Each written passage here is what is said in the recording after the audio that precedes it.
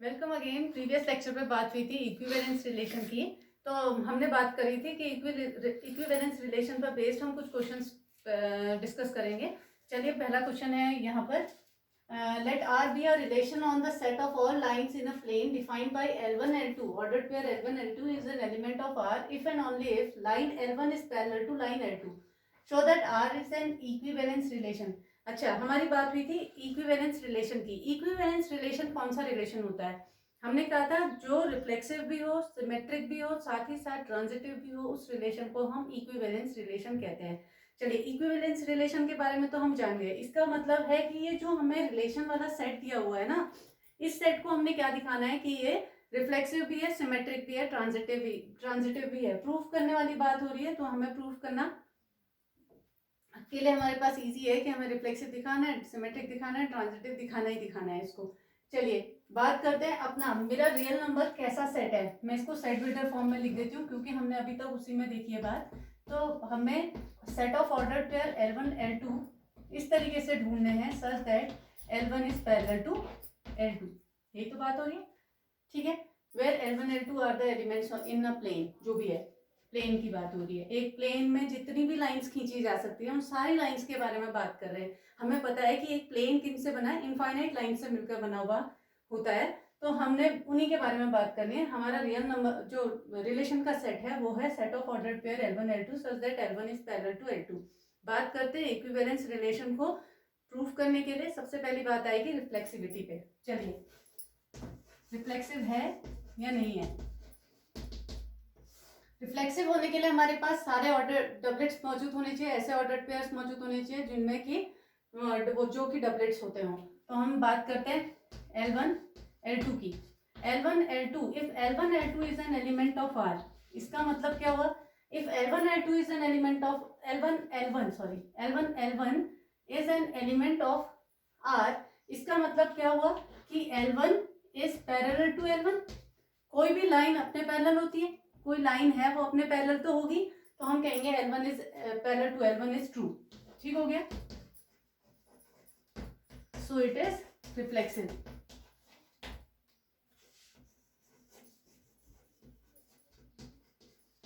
दूसरी बात करते हैं सिमेट्रिक होने की। सिमेट्रिक होने के लिए हमें क्या पता है कि if AB is an element of R तो BA should be N element of R। तो यहां पर हमारे पास क्या हो जाएगा? If L1 L2 is an element of R, it implies that L2 L1 is an element of R। ठीक है, अगर L1 L2 R का एलिमेंट होता है तो इसका मतलब क्या हो जाएगा? If L1 L2 is an element of R, इसका मतलब क्या होगा कि L1 is parallel to L2। अगर हम कहें कि L1 L2 के पैरेलल है या L2 L1 के पैरेलल है, बात एक ही है। तो L1 is parallel to L2 का मीनिंग हुआ कि L2 भी L1 के पैरेलल है। अगर L2 भी L1 के पैरेलल है तो इसका मतलब क्या हुआ कि L2, L1 is an element of R। हम कहां से शुरू करे थे? L1 L2 एलिमेंट है R का, हम पहुंच कहां गए? L2 L1 भी एलिमेंट है R का, तो ये सिमेट्रिक भी हो गया। ठीक हो गया। तीसरी बात करते हैं हम अपने ट्रांजिटिव होने की। ट्रांजिटिव होने की कंडीशन क्या है?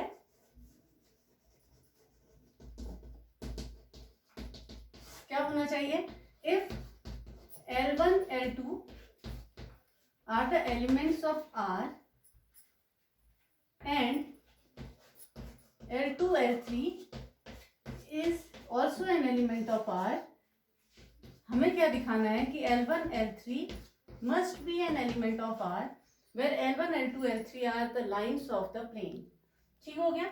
हमने कहा if L1 L2 belongs to R, तो चीजों को पकड़ना है फिर से। अगर L1 L2 एलिमेंट होगा R का तो इससे हमें क्या चीज मिलेगी कि L1 L2 के पैरेलल है। फिर से and again if L2, L3 is element of R तो L2 पैरेलल होगा L3 के। ये हमारी एक इक्वेशन हो गई, ये हमारी एक और इक्वेशन हो गई। फ्रॉम इक्वेशन 1 and 2 अगर L1 L2 के पैरेलल है और L2 L3 के पैरेलल है तो L1 L3 के भी पैरेलल होगा। तो फ्रॉम इक्वेशन 1 and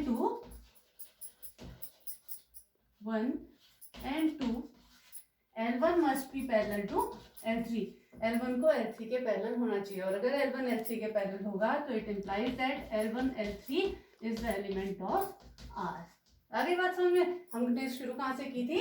ऐसा L1 L2 ऑर्डर पेयर दिया था जो R का एलिमेंट था, साथ ही साथ L2 L3 R का एलिमेंट था। तो हमने क्या प्रूव करके दिखा दिया कि L1 L3 जो है वो भी R का एलिमेंट है। तो हमने तीनों चीजें प्रूव करके दिखा दी, रिफ्लेक्सिव भी है ये, सिमेट्रिक भी है और ट्रांजिटिव भी है। तो ये प्रूव हो गया कि ये एक इक्विवेलेंस रिलेशन है। ठीक है, चलिए पकड़ते हैं अपना दूसरा क्वेश्चन।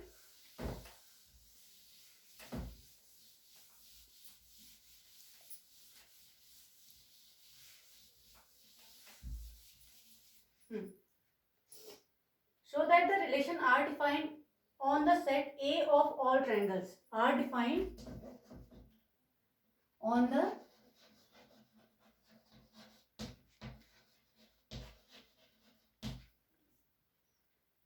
set A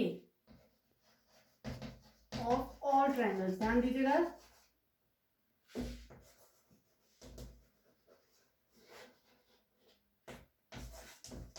हमारा क्वेश्चन है triangles in a plane as R is equals to, कैसे दिखाया जाता है?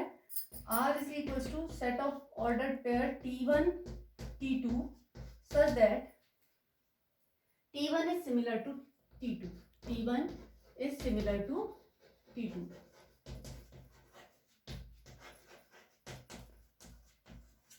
ठीक हो गया? Is an equivalence relation. इस रिलेशन को भी मैंने इक्विवेलेंस रिलेशन प्रूव करना है। ठीक है, आर को किस में डिफाइन कर रहा है? सेट ए में, मतलब R is the subset of A cross A, ये बात आ गई। और ए एक्चुअल में है क्या? Of set of all the triangles. तो जितने टाइप के ट्रायंगल्स दिख रहे हैं ना आपको, ट्रायंगल्स कई टाइप्स के होते हैं हमारे, आइसोसेलेस ट्रायंगल हो गया, इक्विलेटरल ट्रायंगल हो गया, स्केलर ट्रायंगल हो गया, किसी भी तरीके से नाम दे दीजिए उनका, साइड वाइज उनका को डिफाइन कर लीजिए या एंगल वाइज उसे डिफाइन कर लीजिए। जितने भी टाइप के आपके ट्रायंगल्स हैं वो सारे इस सेट के अंदर जगह पा रहे हैं। ठीक हो गई बात? तो अब ये हमसे बोल रहा है कि जो रिलेशन इसमें से डिफाइन किया जा रहा है वो इस तरीके से डिफाइन किया जा रहा है कि relation is the set of ordered pair T1 T2 such that T1 is similar to T2। ठीक हो गई बात? सिमिलैरिटी मीन्स क्या है? कोई भी ट्रायंगल जो है, कोई भी चीज, दो चीजों को अगर हम सिमिलर प्रूव कर रहे हैं तो छोटा बड़ा हो सकता है लेकिन उनके शेप जो होना चाहिए सेम होना चाहिए। ठीक हो गया? और रेशो सिमिलैरिटी हमने पिछले साल पढ़ी है, 10th में पढ़ी थी हमने। तो 10th में हमारे पास वही तो साइड्स प्रोपोर्शन में होनी चाहिए, कुछ ऐसी वाली कंडीशंस होती हैं, या सारे एंगल्स बराबर होते हैं, कोई भी एक कंडीशन को ओके करते तो यहाँ तो इतनी बड़ी बात हमने करनी नहीं है, सिंपल सिंपल सी बात पकड़नी है। चलिए, इसको इक्विवेलेंस रिलेशन प्रूव करना है तो हम बात करते हैं रिफ्लेक्सिव होने की। रिफ्लेक्सिव होने के लिए हम फिर से पकड़ लेंगे T1 फॉर ऑल T1 या लेट के लेते हैं, let T1 is an element of R। अगर T1 एलिमेंट है R का तो ये इस कंडीशन को ओके करेगा कि T1 is similar to T1 is similar to T1। कोई भी ट्रायंगल अपने ही सिमिलर होता है। ठीक हो गई बात? तो ये चीज ओके हो गई, तो हमने कह दिया yes it is reflexive.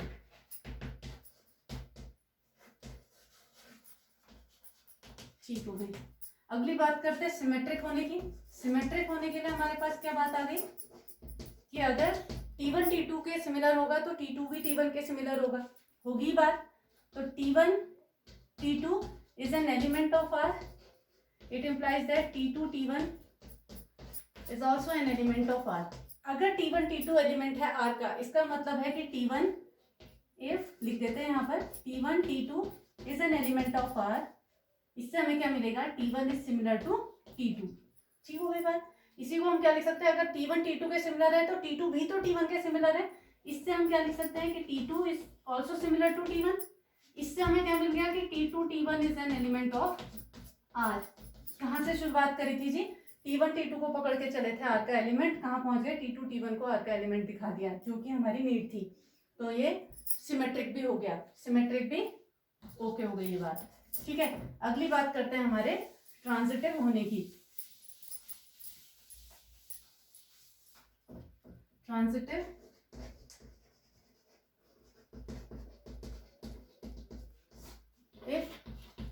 T1 T2 is an element of R and T2 T3 is an element of R. It implies that T1 T3 is also an element of R. तो जो चीज हम मान के चल रहे हैं उनसे शुरुआत करके यहाँ तक पहुंच जाते हैं. चलिए बात करते हैं. पहला हम पकड़ते हैं, if T1 T2 is an element of R, तो ये क्या कंडीशन को ओके करेगा कि T1 is similar to T2. ठीक हो गया, इसको इक्वेशन 1 ले लेते हैं. दूसरा कह रहे हैं हम, if T2 T3 is an element of R, तो T2 is similar to T3. ये हमारा दूसरा इक्वेशन हो गया. पहले इक्वेशन और दूसरे इक्वेशन से अगर कोई ट्रायंगल दूसरे ट्रायंगल के सिमिलर है और ये T2 ट्रायंगल T3 ट्रायंगल के सिमिलर है तो T1 भी तो T3 के सिमिलर होता होगा. तो from equation 1 and 2 T1 is similar to T3. It implies that T1 T3 is an element of R. ठीक हो गई बात. कहाँ से शुरुआत करी थी? T1 T2 को R का एलिमेंट लेकर, T2 T3 को R का एलिमेंट लेकर और पहुंच कहाँ गए? T1 T3 को R का एलिमेंट दिखा दिया. तो ये ट्रांजिटिव भी हो गया, ट्रांजिटिव भी हो गया, रिफ्लेक्सिव भी हो गया, सिमेट्रिक भी हो गया. तो ये रिलेशन जो है वो सिमेट्रिक रिलेशन है, यही हमने प्रूव करना था. कुछ और क्वेश्चंस करेंगे अपने नेक्स्ट लेक्चर में और कल रिलेशन टॉपिक को ही खत्म कर देंगे. ठीक है, चलिए.